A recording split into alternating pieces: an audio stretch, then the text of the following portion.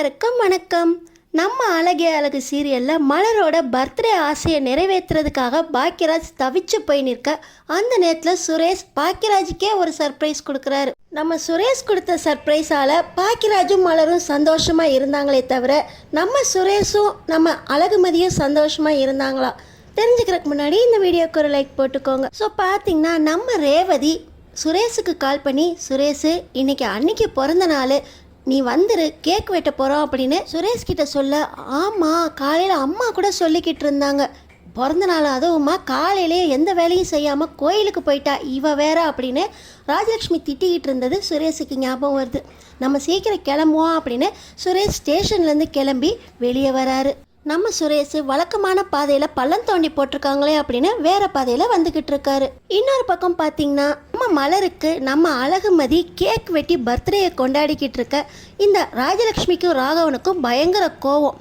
நீ சமைக்கிறேங்கிற பேரில் காலையில் இட்லியும் சாம்பாரையும் வச்சுட்டு இந்த வீட்டோட பழக்கத்தையே மாற்றினதோடு இல்லாமல் இப்போ இந்த வீட்டு பொண்ணுங்களுக்கு பழக்கமே இல்லாத கேக் வெட்டி பர்த்டேயும் கொண்டாடிக்கிட்டு இருக்கீங்களா அப்படின்னு பயங்கர கோவம் வருது.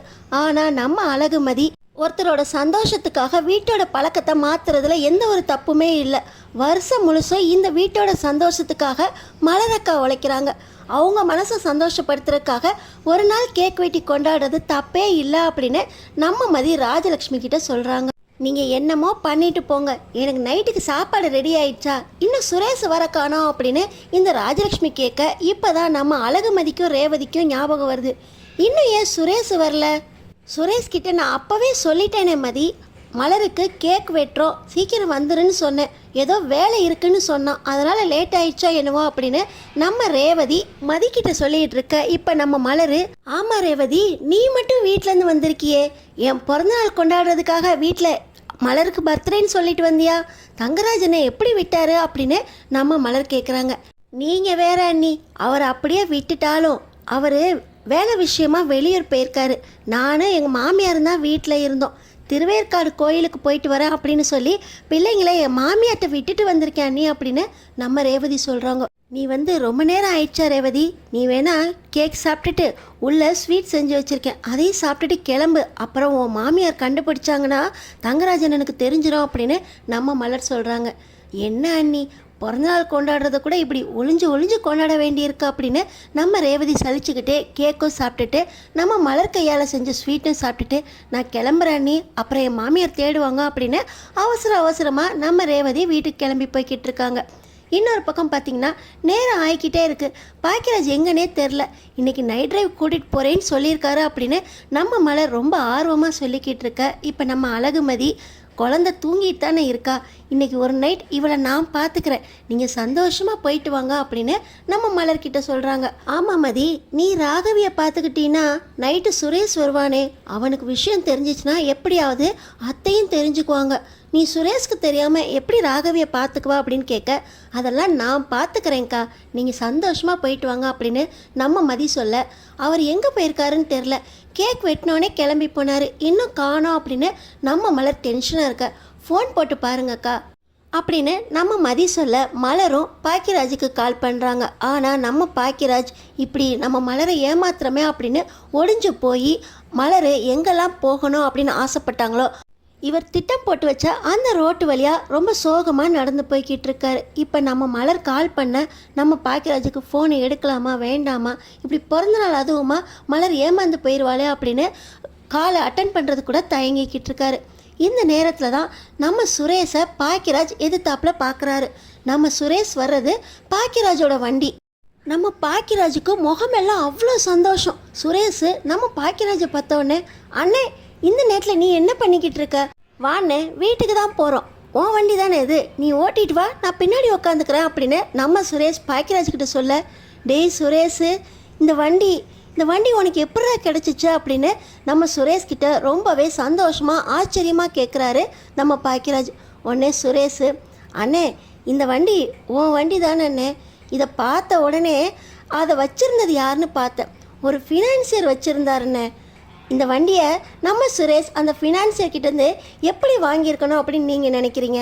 தன்னோட அதிகாரத்தை பயன்படுத்தி மிரட்டி அந்த ஃபினான்சியர்கிட்டேருந்து வாங்கிட்டு வந்தாரா, இல்லை தன்னோட சேவிங்ஸ்லேருந்து பணத்தை எடுத்து அந்த ஃபினான்சியரை பாக்கியராஜ் கொடுக்க வேண்டிய கடனுக்காக கொடுத்து வாங்கிட்டு வந்தாரா? கமெண்ட் பாக்ஸில் பதில் சொல்லிவிட்டு தொடர்ந்து பாருங்கள். இப்போ நம்ம பாக்கியராஜ்கிட்ட அந்த வண்டியை நம்ம சுரேஷ் கொடுத்த உடனே, டேய் சுரேஷு, உங்ககிட்ட ஒரு உண்மையை சொல்லணுண்டா. வாங்கின கடனுக்காக ஃபினான்சியர் இந்த வண்டியை எடுத்துகிட்டு போயிட்டார். நான் கூட சொன்னேன், நாளைக்கு எடுத்துகிட்டு போங்க, இன்றைக்கி ஒரு நைட் என் கூட இருக்கட்டுமேனு. மலர் ரொம்ப ஆசையாக கேட்டுச்சுரா நைட் ட்ராவல் பண்ணணும் அப்படின்னு. அதுக்காக தான் இந்த வண்டியை நான் சுத்தம் பண்ணிலாம் வச்சுருந்தேன். ஆனால் ஃபினான்சியர் எடுத்துகிட்டு போனோன்னே மலர் ஏமாந்து போயிடுவாளோ அப்படின்னு அந்த ஏக்கத்தில் தாண்டா தனியாக யோசிச்சுக்கிட்டே நடந்து வந்துக்கிட்டு இருந்தேன். இப்போ கூட மலர் கால் பண்ணுச்சு அப்படின்னு நம்ம சுரேஷ்கிட்ட பாக்கியராஜ் சொன்ன உடனே, அண்ணே நீ சந்தோஷமாக இரு அண்ணே, அண்ணி கேட்டதை இன்றைக்கி நீயே நிறைவேற்றன அப்படின்னு சொல்லி வண்டி சாவியை நம்ம சுரேஷ் பாக்கியராஜ்கிட்ட கொடுத்த உடனே பாக்கியராஜ் நம்ம சுரேஷை ஏற்றிக்கிட்டு வேகமாக வீட்டுக்கு போகிறாரு. இன்னொரு பக்கம் பாக்கியராஜுக்காக காத்திருக்கிற நம்ம மலர் பாக்கியராஜ் வந்த உடனே, மதி அவர் வந்துட்டாரு, இன்றைக்கி நாங்கள் போகிறது யாருக்கும் தெரிய வேண்டாம் மதி அப்படின்னு மலர் சொல்லிவிட்டு எல்லாரும் தூங்கிட்டாங்களான்னு ஒரு எட்டு பார்த்துட்டு, சுரேஷு போயிட்டு வரேன் அப்படின்னு சுரேஷ்கிட்டையும் சொல்லிவிட்டு நம்ம பாக்கியராஜும் மலரும் ஒன்றா தனியாக நைட் ட்ரிப்புக்கு கிளம்புறாங்க. இன்னொரு பக்கம் பார்த்திங்கன்னா நம்ம மதிக்கு சுரேஷ் எப்படி பாக்கியராஜ் மாமா கூட வந்தாங்க அப்படின்னு சந்தேகமாக இருக்குது. சுரேஷ்கிட்ட நம்ம அழகுமதி, என்ன அண்ணன் கூட வர மாதிரி தெரியுது, கேக் வெட்டுறதுக்கு ரேவதி அக்கா அவங்கள கூப்பிட்டுருந்தாங்களே, நீங்கள் ஏன் வரல அப்படின்னு நம்ம மதி கேட்குறாங்க. நான் மட்டும் இல்லைன்னா அண்ணன் இந்த மாதிரி அண்ணியை கூட்டிகிட்டு நைட் ட்ரிப்பே போயிருக்க முடியாது. அண்ணனோட வண்டியை கடங்கார ஃபினான்சியர் சீஸ் பண்ணி எடுத்துகிட்டு போனார். நான் தான் அந்த வண்டியை கண்டுபிடிச்சி அண்ணங்கிட்ட கொண்டு வந்து கொடுத்தேன் அப்படின்னு நம்ம மதிக்கிட்ட நம்ம சுரேஷ் சொன்ன உடனே, நீங்கள் ஃபினான்சியர்கிட்டருந்து வண்டியை வாங்கிட்டு வந்தீங்களா? அதனால தான் மாமா முகமே ரொம்ப வாடி போய் இருந்துச்சா? வண்டிக்கு எவ்வளோ கட்ட வேண்டி இருந்துச்சு, அவர் ஏன் கடன் வாங்கினாரு அப்படின்னு நம்ம மதி கேட்குறாங்க. கேள்வியாக கேட்டுக்கிட்டு இருக்கிய, அப்படியே சப்பாத்தியை போட்டு கொடுத்துட்டே கொஞ்சம் கேள்வி கேளு, நான் பதில் சொல்கிறேன் அப்படின்னு நம்ம சுரேஷ் மதிக்கிட்ட சொல்ல, நம்ம மதியும் நல்ல விஷயம் பண்ணியிருக்கீங்க, அந்த ஃபினான்சியருக்கு எவ்வளோ கொடுத்தீங்க அப்படின்னு கேட்க, நம்ம சுரேஷ் மதி கையால் சப்பாத்தியை சாப்பிட்டுக்கிட்டே, நான் எதுக்கு பணம் கொடுக்கணும், நான் தான் போலீஸ்காரனாச்சே, அந்த ஃபினான்சியர்கிட்ட எங்கள் அண்ணன் பணம் கொடுக்குறப்ப தான் கொடுப்பாரு, அதுக்காக எங்கள் அண்ணன் வண்டியவே சீஸ் பண்ணிடுவியா அப்படின்னு என்னோடய எஸ்ஐ பதவியை வச்சு மிரட்டி அந்த வண்டியை வாங்கிட்டு வந்துட்டேன்.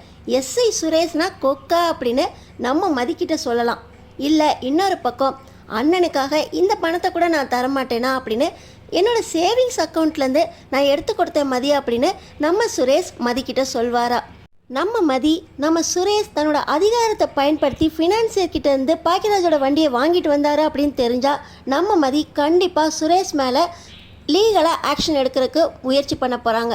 இல்லை நம்ம சுரேஷ் அண்ணனுக்காக பணத்தை கொடுத்து வண்டியை வாங்கிட்டு வந்தேன் அப்படின்னு சொன்னால் நம்ம சுரேஷ் மேலே நம்ம அழகுமதிக்கு காதல் துளிர்விட ஆரம்பிக்கும். நம்ம சுரேஷ் பாக்கியராஜோட வண்டியை எந்த வழியில் மீட்டுட்டு வந்தால் நல்லாயிருக்கும் அப்படின்னு நீங்கள் நினைக்கிறீங்க? நம்ம கமெண்ட் பாக்ஸில் கமெண்ட் பண்ணிவிட்டு அடுத்தடுத்து என்ன நடக்க போகுதுன்னு தெரிஞ்சுக்கிறதுக்கு நம்ம சேனலை சப்ஸ்கிரைப் பண்ணி தொடர்ந்து பாருங்கள்.